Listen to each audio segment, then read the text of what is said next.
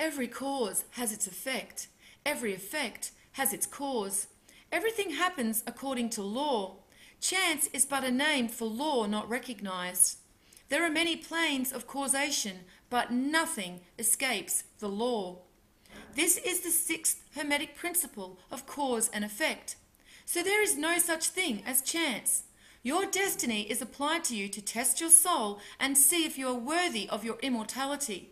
And this is a covenant and agreement each soul accepted.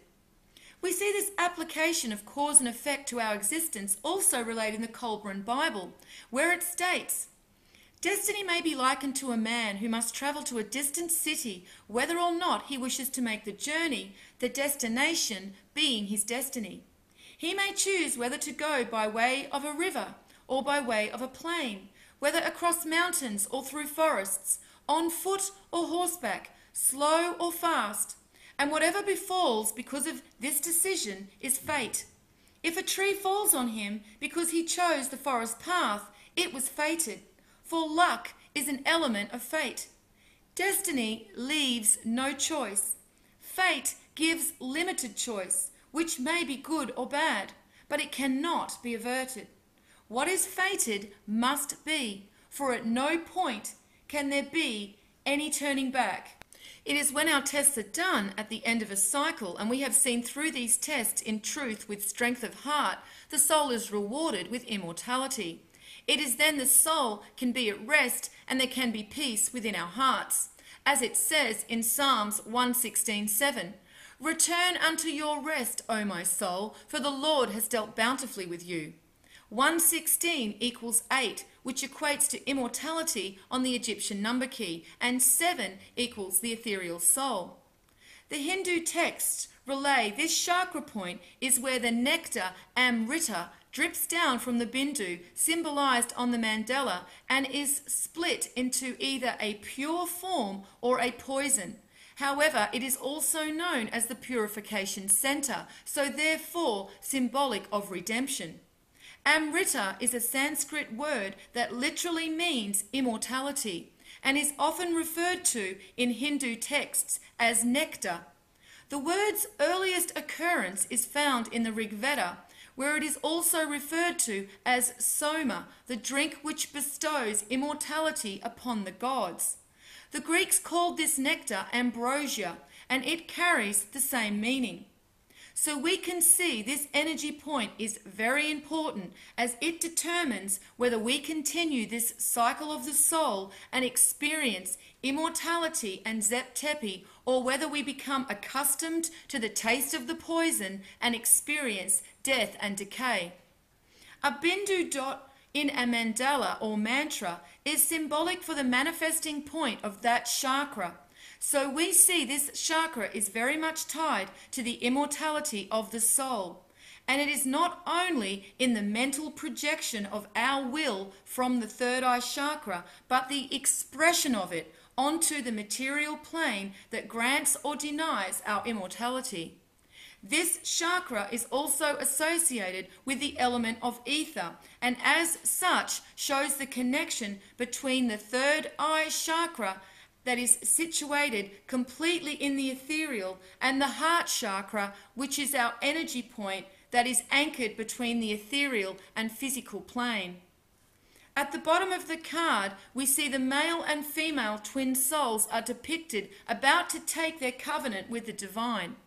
The male soul is on the left, and we can see that he is now wearing on his shirt the flowers that were above his head in the magician card. The female twin soul on the right has the blue and white flowers on her shirt, symbolic for her blue dress and white pillar in the High Priestess card. These pillars are also represented on the Hierophant card and the Justice card, for again, they are symbolic of the veil between the physical and ethereal planes. And on the Hierophant card, they are showing that the energetic force of the Hierophant stands between the two pillars and represents the conscious acknowledgement of this pledge with the divine before entry to the material plane is granted. On top of the pillars, we see a flourish on each pole. This is representing the ethereal form of the divine male and female twin souls. They are clearly depicted differently to ensure a distinction between them is made. The Hierophant points his two fingers upwards to indicate both the twin souls are answerable only to the divine. However, the two crossed keys show each soul's destinies are also entwined, and they sit in front of the Hierophant, showing that the covenant with each twin soul is also overseen by God.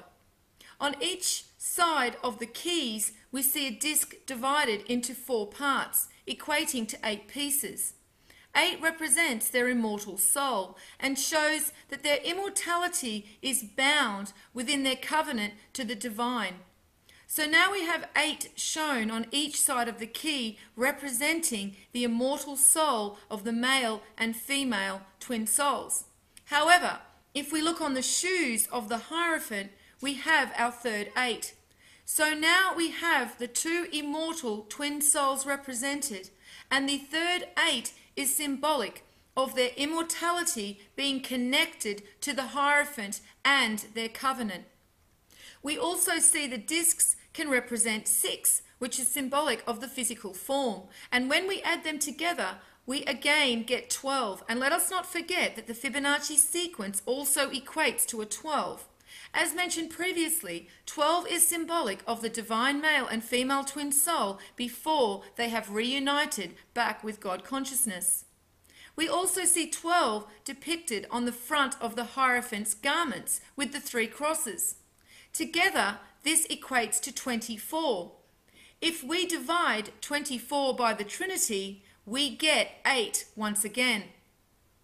He holds the triple cross, or otherwise known as the papal cross. The 3 bars of the cross represent the Trinity of the divine and the male and female twin soul.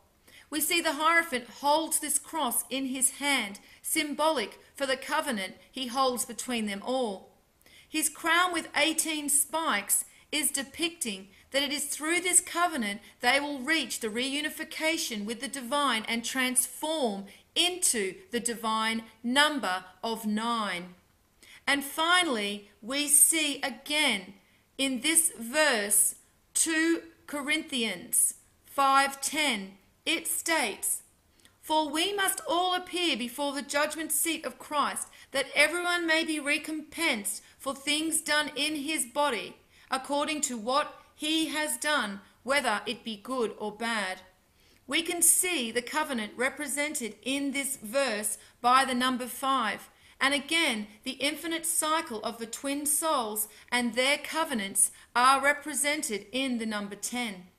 So now we understand the Hierophant, and that he is not a religious figure, but instead is symbolic of our own individual soul agreements with the divine. So now the divine twin souls have agreed to uphold their covenant with the divine upon being manifest onto the physical plane. In the next video, we will look at the number 6 card, the Lovers.